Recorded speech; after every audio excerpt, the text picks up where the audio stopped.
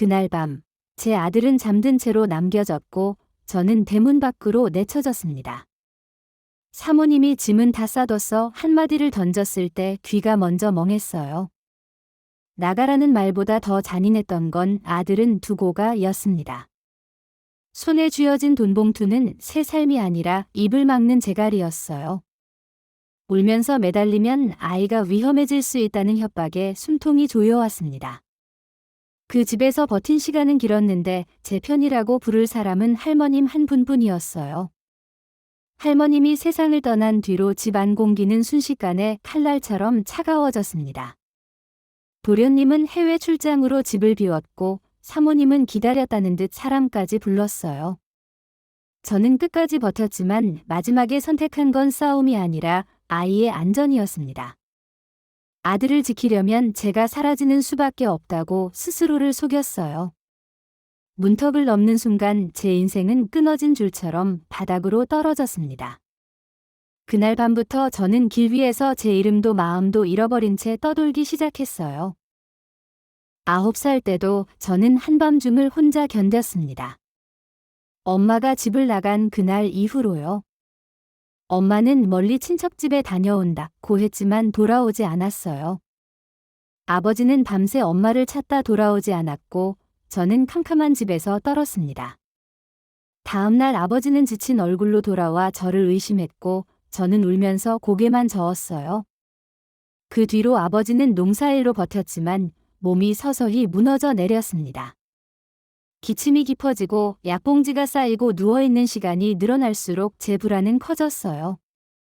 저는 물을 떠다주고 수건을 갈아주며 어린 손으로 할 수 있는 건 다 했습니다. 고모가 찾아와 엄마를 욕했지만 그 말들은 제 속을 더 허물었어요. 아버지는 제 손을 잡은 채로 점점 차가워졌고 결국 제 앞에서 숨이 멎었습니다. 장례가 끝나자 저는 친척집을 전전했고 그곳에서 저는 늘 짐 같은 존재였어요. 학교를 마치면 설거지, 빨래, 밭일이 기다렸고 제 삶은 제 것이 아니었습니다. 20살이 되기도 전에 큰아버지는 저를 살리기보다 떠넘기려는 얼굴로 불렀어요. 큰아버지는 시집가라고 했고 그 말은 제 인생을 또 한 번 벽으로 밀어붙였습니다. 저는 무릎이 꺾이도록 빌었어요. 뭐든 할 테니 결혼만은 시키지 말아달라고요. 그런데 중매쟁이는 제 손에 굳은 살을 보고 다른 길을 꺼내 들었습니다. 서울에 부잣집 식모자리가 있는데 살림자라는 처자를 찾는다며 저를 떠봤어요. 그때 제 머릿속엔 단 하나뿐이었습니다. 결혼이 아니라면 무엇이든 하겠다는 마음이요. 서울로 올라간 집은 대문부터 숨이 막혔고 거실은 제 세계와 다른 빛이었어요. 사모님은 처음부터 제게 온도를 주지 않았고 웃음 대신 명령만 내렸습니다. 집이 큰 만큼 일이 끝이 없었고 새벽부터 밤까지 저는 몸을 부려야 했어요. 그 집에서 유일하게 제 이름을 사람답게 불러준 건 방 안에 누워 지내던 할머님이었습니다. 할머님은 약을 챙기고 산책을 돕는 제 손길을 따뜻하게 받아주며 제 마음을 살렸어요. 인생은 늘 어렵다. 하지만 너를 잃지 마라. 그 말이 제 등 뒤를 떠받쳤습니다. 저는 그 한마디에 기대서 아무도 보지 않는 곳에서라도 무너지지 않으려 애썼어요. 그러다 도련님이 유학을 마치고 돌아왔고 집안 분위기가 단숨에 달아올랐습니다. 처음엔 그저 주인집 아들이었고 저는 예에 바르게 고개를 숙인 식모였어요. 하지만 도련님은 할머님과 제가 가까운 걸 신기해했고 아침마다 말을 걸었습니다. 몇 시에 일어나요? 같은 사소한 질문이 제 하루를 이상하게 흔들어 놓았어요. 정원을 걸으며 도련님이 말한 뜰이라는 단어가 제 마음속에 오래 남았습니다. 할머님이 정원을 뜰이라고 불러야 정이 간다 하셨던 말과 겹쳐졌기 때문이에요. 저는 제 처지를 알았기에 선을 지키려 했지만 도련님은 조금씩 그 선을 넘었습니다. 함께 걷고 함께 웃고 서로의 이야기를 알게 되면서 마음이 열리고 말았어요. 그러던 어느 날 몸이 달라졌고 저는 그게 두려움인지 기쁨인지도 몰랐습니다. 속이 울렁거리고 힘이 빠졌는데 사모님은 제 얼굴을 보는 순간 모든 걸 알아챘어요. 누구애냐? 라는 질문이 날아오자 저는 대답 대신 숨부터 막혔습니다. 그때 도련님이 나타나 제 아이입니다. 라고 말하며 제 삶의 문을 걷어찼어요. 사모님의 분노는 사람을 짐승처럼 만들었고 그 칼끝은 제게 꽂혔습니다. 결혼은 절대 안 된다며 도련님을 꾸짖고 저를 모욕하는 말들이 쏟아졌어요. 그 순간 저는 깨달았습니다. 이 집에서 아이를 낳는 일은 축복이 아니라 전쟁이라는 거려. 사모님이 제 머리채를 잡는 찰나 할머님이 방에서 나와 제 몸을 가렸습니다. 생명이 먼저다. 그 한마디가 그날의 폭풍을 멈췄고 저는 그 자리에서 주저앉았어요. 할머님은 병원부터 가자며 제 손을 잡았고 도련님은 제 손을 놓지 않았습니다. 저는 아이를 지키는 것만 생각했고 제 삶은 그 뒤로 더 작아졌어요. 몇 달 뒤 저는 아들을 낳았고 그 아이의 울음이 제 심장을 다시 뛰게 했습니다. 하지만 출산은 끝이 아니라 시작이었어요. 사장님에게 알려지는 순간 더 큰 일이 벌어졌습니다. 사장님은 도련님 뺨을 내리치며 집안 망신이라 했고 저는 방 한 구석으로 숨었어요. 할머님이 막아주지 않았다면 그날 저희는 그대로 거리로 내던져졌을지도 모릅니다. 저는 결혼을 바라지 않았어요. 오직 아들을 품에 두고 살아남는 것만이 전부였습니다. 아들은 빠르게 자랐고 웃을 때마다 도련님의 미소가 겹쳐 보여 가슴이 저렸습니다. 저는 아이를 안고 뜰을 걸으며 세상이 잠깐이나마 조용해지는 순간을 붙잡았어요. 그때마다 할머님은 제게 너는 잘 버틴다 라고 말해주며 저를 사람으로 세워줬습니다. 하지만 행복이 오래 갈 리 없었어요. 아들이 5살 되던 해 할머님이 세상을 떠났습니다. 그날부터 집은 보호막을 잃었고 제 발밑에 있던 땅이 갑자기 꺼지는 느낌이었어요. 도련님이 출장으로 떠난 뒤 사모님은 기다렸다는 듯 저를 불러 세웠습니다. 나가라는 말이 떨어지고 저는 무릎을 꿇고 빌었어요. 적어도 아들만은 데려가게 해달라고요. 사모님은 돈봉투를 던지며 새 삶을 시작하라 했고 그 말은 위로가 아니라 협박이었습니다. 연락하면 아이가 어떻게 될지 모른다며 제 사랑을 인질로 잡아 흔들었어요. 저는 살아남기 위해서가 아니라 아이를 살리기 위해서 고개를 끄덕일 수밖에 없었습니다. 건장한 사내들이 다가와 제 팔을 잡았고 저는 마지막으로 아이 얼굴을 보려고 몸을 비틀었어요. 아들은 깊이 잠들어 있었고 저는 그 얼굴을 눈에 새기며 소리 없는 울음을 삼켰습니다. 집을 나온 뒤 저는 며칠을 걷고 또 걸었습니다. 어디로 가야 할지도 몰랐어요.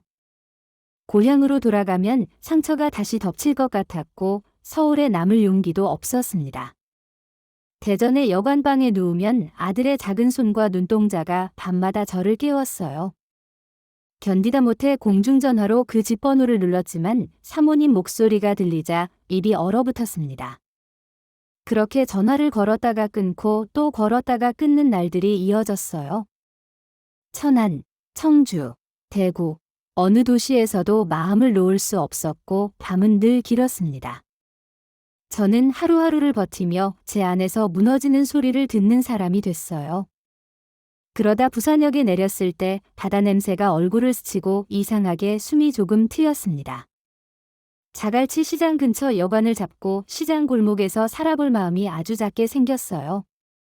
생선가게 할머니에게 일손이 필요하냐 물었고 저는 배우겠다고 버티겠다고 말했습니다. 비린내 속에서 손이 얼어도 몸이 부서져도 일은 오히려 제 마음을 잠시 잠재웠어요. 그렇게 부산의 소음 속에서 저는 울음을 조금씩 숨기는 법을 배워갔습니다.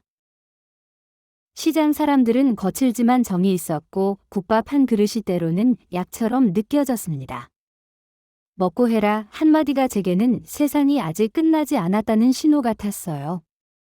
몇 해가 지나자 저는 일손이 빠르고 눈치가 빠른 사람으로 자리 잡았고 믿음도 생겼습니다. 그 믿음이 쌓여 작은 식당을 열었을 때 저는 다시 제 삶을 제 손으로 잡는 기분을 느꼈어요. 저는 결혼을 택하지 않았습니다. 사랑을 떠나서가 아니라 상처가 너무 깊어 누구도 드릴 수 없었어요. 식당은 바쁘면 바쁠수록 좋았습니다. 바쁠수록 아들 생각이 잠깐이라도 멀어졌으니까요. 그래도 간판을 볼 때마다 마음 한구석이 비는 소리가 들렸습니다. 그래서 저는 식당 이름을 정했어요. 다울의 뜰이라고요. 다울은 아들을 부르던 애칭이었고 뜰은 그 집에서 아들과 숨쉬던 정원의 기억이었습니다. 아들 이름은 달랐지만 제 마음속에서 그 아이는 언제나 다울이었어요. 간판을 달던 날 저는 혼자 가게 앞에 서서 오래 바라봤고 눈물이 목까지 차올랐습니다. 누구도 모르게 저는 그 간판을 제 삶의 증거처럼 품고 살아가기로 했어요. 세월은 잔인하게도 빠르게 흘렀고 저는 어느새 60대가 되어 작은 식당을 지키고 있었습니다. 그날도 평소처럼 장을 보고 손님상을 보며 하루를 버티는 날이었어요. 그런데 가게 밖에서 누군가 간판을 한참 바라보는 모습이 눈에 들어왔습니다. 들어오지 않고 서 있기만 해서 저는 밖으로 나가 조심스럽게 말을 걸었어요. 식사하시고 들어오세요 라고 했는데 그 청년은 간판을 보며 눈물을 흘리고 있었습니다. 저는 당황해 무슨 일이세요? 물었고 그는 떨리는 목소리로 가게 이름을 또박또박 읽었어요. 다울의 뜰. 왜 이런 이름을 지으셨어요? 그 질문이 제 심장을 세게 내려쳤습니다. 저는 애써 숨을 삼키고 다울은 제가 사랑한 사람의 이름이라고 추억을 담았다고 말했어요. 그 순간 청년은 무릎을 꿇었고 울음을 참지 못한 채 고개를 숙였습니다. 그리고 고개를 들며 말했는데 그 한마디가 제 세상을 뒤집었어요. 어머니, 저 다울이에요 라고 잃어버린 시간이 그대로 쏟아져 들어오는 목소리로요. 저는 그 얼굴을 보자마자 주저앉았고 도련님을 닮은 눈빛에 숨이 멎을 뻔했습니다. 저는 그 자리에서 아들을 끌어안았습니다. 아니, 끌어안겼어요. 몸이 먼저 움직였습니다. 경수야 라는 이름이 입 밖으로 나오는 순간 제 속에서 오래 잠들어 있던 울음이 터졌어요. 아들도 제 어깨를 붙잡고 찾았어요 라고 말하며 숨쉬듯 울었습니다. 그는 6살의 기억을 또렷이 꺼냈고 어느 날 엄마가 사라졌다고 했어요. 사모님은 제가 떠났다고, 나중에는 세상을 떠났다고 했고 그 말이 평생 그를 괴롭혔습니다. 아들은 제게 희망을 버리지 못했다고 했어요. 어디선가 살아있을 거라는 믿음 하나로 버텼다고요. 저는 미안하다는 말밖에 할 수 없었고 그 미안함이 제 손끝까지 떨리게 했습니다. 그는 저를 원망하지 않았어요. 오히려 살아있어 줘서 고맙다고 이제는 곁에 있겠다고 했습니다. 그 말에 저는 처음으로 살아남은 날들이 헛되지 않았다고 믿어보고 싶어졌어요. 저희는 가게 안으로 들어가 뜨거운 국을 앞에 두고도 한참을 말없이 서로를 바라봤습니다. 잃어버린 세월은 되돌릴 수 없지만 지금 이 순간만큼은 놓치고 싶지 않았어요. 저는 조심스럽게 당부했습니다. 아버지에게는 제 이야기를 말하지 말자고, 괜히 상처를 다시 열지 말자고요. 그날 이후 아들은 종종 가게에 왔고 저는 아들의 얼굴을 보며 하루를 버틸 힘을 얻었습니다. 저는 여전히 작은 식당을 지키지만 이제는 문을 열 때마다 가슴이 덜 비어 있어요. 제가 평생 숨겨온 이름이 누군가에게는 길이 되어 저를 찾아오게 했다는 사실이 믿기지 않습니다. 저는 아주 오래 어둠 속에서 살았지만 끝내 완전히 꺼지지 않은 마음 하나가 있었어요. 그 마음이 저를 살렸고 저를 떠돌게 했고 저를 다시 밥짓게 만들었고 저를 여기 세워뒀습니다. 아들을 뺏겼던 날 저는 모든 걸 잃었다고 생각했는데 시간이 지나 다시 품을 수 있었어요. 인생은 잔인하게도 늦게 답을 주지만 어떤 날은 그 답이 눈물 속에서 도착합니다. 저는 아직도 그날의 문턱과 아들의 잠든 얼굴을 잊지 못하지만 이제는 그 기억만으로 살지 않아요. 아들이 살아서 제 앞에 서 있는 오늘이 제 과거를 조금은 덜 무섭게 바꿔줍니다. 이 이야기를 듣는 여러분도 지금 어둠 속에 있다면 부디 마음속 작은 불씨 하나는 놓지 않았으면 좋겠어요.